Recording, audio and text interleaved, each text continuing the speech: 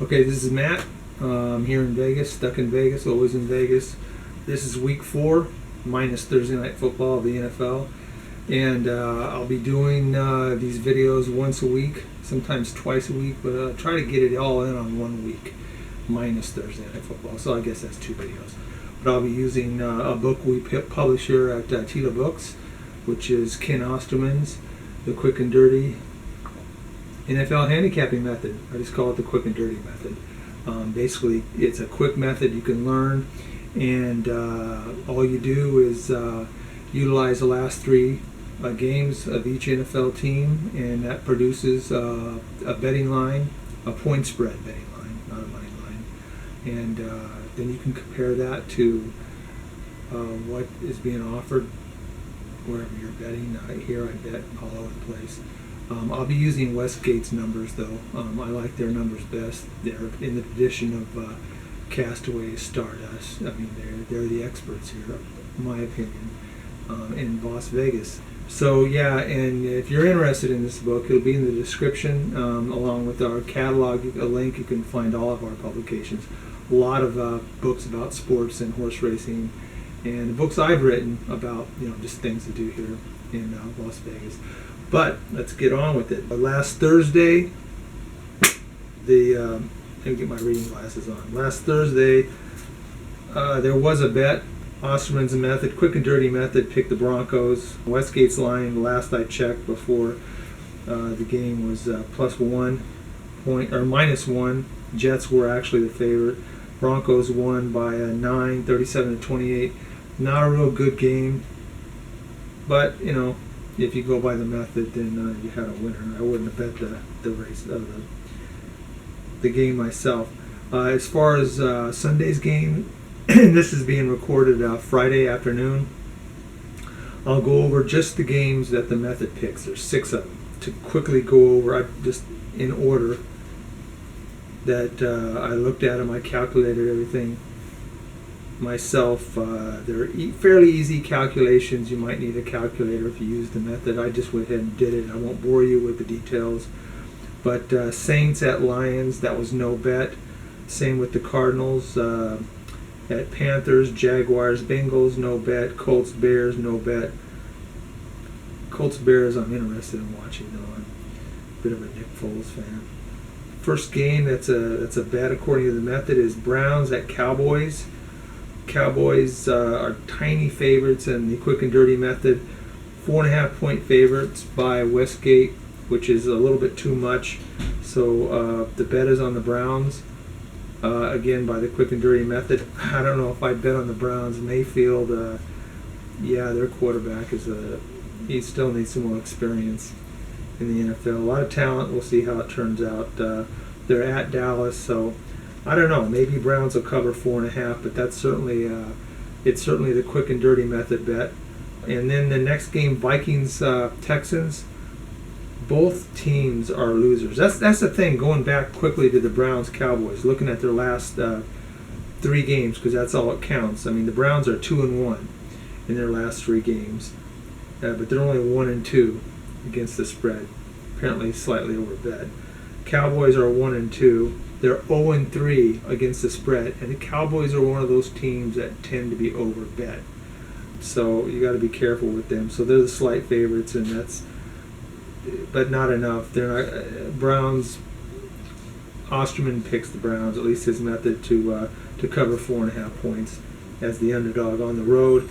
In the next game, it's a similar situation. You got Vikings on the road against the Texans, and they are 3.5 point underdogs.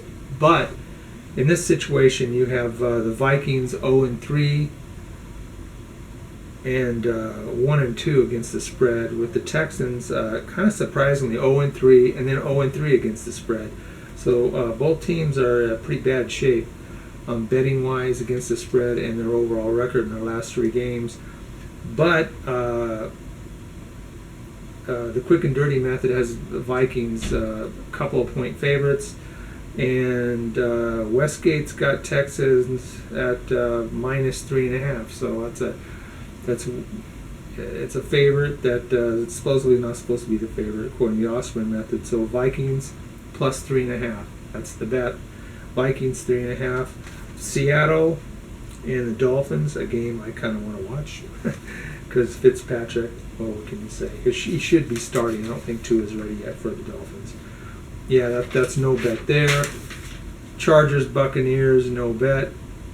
Steelers, Titans, postponed due to some type of virus, I guess. Ravens on the road against the Washington football team without a name. I think calling them the Pale Skins is only right because, hey, we're just going to make up for things, right? But, so the Ravens are supposed to be 9-point favorites according to the quick and dirty method, but they're 14-point favorites at Westgate, which is too much. So you got to go with the home team. The white skins, pale skins, or the skins, but nothing but one of the primary colors. So it's pale skins plus 14, or the football team in Washington plus 14. Next game, Giants-Rams. Giants-Rams. This is when the Rams are clearly big favorites at minus 13.5. But according to the quick and dirty method, they should only be about a touchdown and a field goal favorites. So plus 13.5. Giants are the bet according to Ken's method. I don't know if I like that one. Actually, I'm not too crazy about the Redskins either because I don't like their quarterback. He's still young, got some talent. We'll see how it goes with him. I don't like second, third year, especially rookie quarterbacks. It just takes, even the great John Elway didn't look too good those first 2 years in Denver. Patriots, Chiefs. Patriots, Chiefs. We got the quick and dirty method has hit Chiefs at 3.5 points. Chiefs are -7 even at Westgate. That's too much according to the quick and dirty method. So you go with the Patriots plus 7. That'll be interesting because they're at Kansas City. I don't know. Patriots have got Cam Newton, who's he's not like he was when he was younger, but he looks okay. If he stays healthy, I think the Patriots will be contenders this year. They're 2-1 right now. In their last 3, which is the last 3. The Chiefs are undefeated, 2-1 against the spread, but the Patriots are 2-1 against the spread. So as a team, they're 2-1, both against the spread and their last 3 games they have won 2. They're not that bad. Plus 7 is not unrealistic. I kind of like that bet. I think I might go with the Patriots. The Giants against the Rams. No, the Giants are 0-3. They're not looking good. I don't like that Osterman bet. And I'm not betting on Ask. Bills, Raiders. Raiders, of course, are Las Vegas. It'll be interesting to see how Vegas goes down as a betting team because I'm a big Vegas Golden Knight fans in the NHL. They're always over bet. If I could just keep my cool and get rid of all my emotion, I could make a fortune betting against the Golden Knights, and I would have a lot of money that I would need to invest in a lot of alcohol. I'd be a nervous wreck. So Raiders, not so much, though. I could bet against the Raiders. But Bills, Raiders is no bet here. Bills are favored by 3 by Osterman's method, and Westgate's 3.5. There's no overlay there. And that's what this is about, overlays. I mean, you look at the point spread that's produced by the quick and dirty method, and then you look at the odds, whatever odds you go by that you bet into, not the ones you're not going to bet into, but here in Vegas the odds are very close. I'm using Westgate because I have a lot of respect for their odds line, but the numbers are quite the same all over. Maybe they differ no more than a point, usually a half point. But you can shop around if it's really that close to the odds difference. Usually a half point doesn't make a difference. But anyway, I want to see the Bills-Raiders games only because of their quarterback, the Bills quarterback. Josh Allen was abandoned by the Panthers. But the Bills love him. Maybe he has a potential to be the next, the best quarterback since Kelly. Probably won't be a Kelly. And then Eagles 49ers, the last game on Sunday. 49ers are 2-1, 3-0 against the spread, which is what really counts the most, in my opinion. But we don't use against the spread numbers in this method. Eagles are 0-2-1. Yeah, they tied.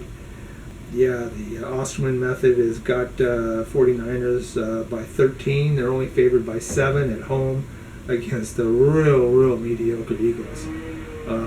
Yeah, I would take that one. It's not just an Osterman bet.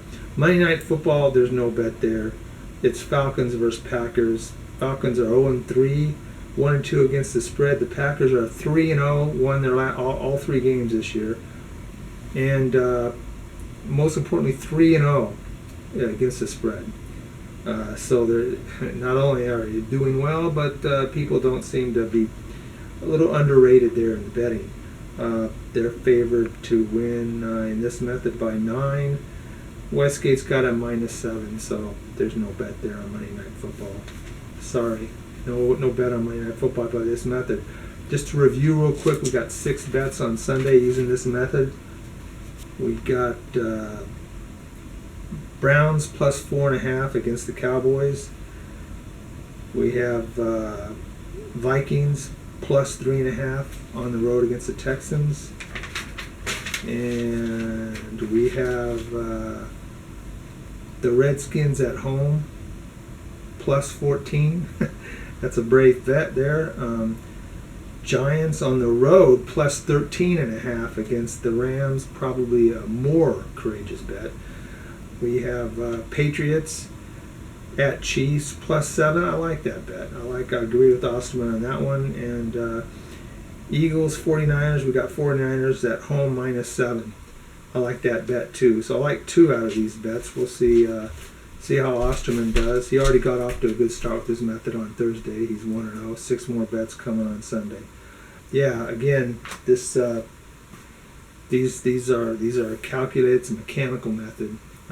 There's no subjective reasoning, no judgment. You just follow the rules. You produce the point spread, and then there are rules to determine whether you make that bet, whether there's an overlay or not. I use this method, but not blindly. I always like to take the selection, buy the method, and then go over it myself. And like I said, this Sunday I didn't like the Thursday night game.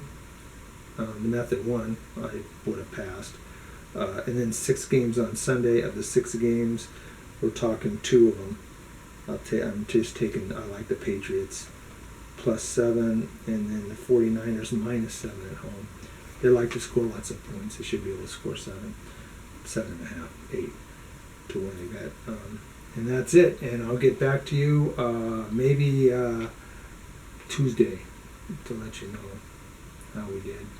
Or maybe I'll just post it on the website. We're at Teela-Books.com. I might come up with a special menu where I keep track of all the bets this year by Osterman and myself. Not that you're interested in that, but I'll do that too. Because I do make bets.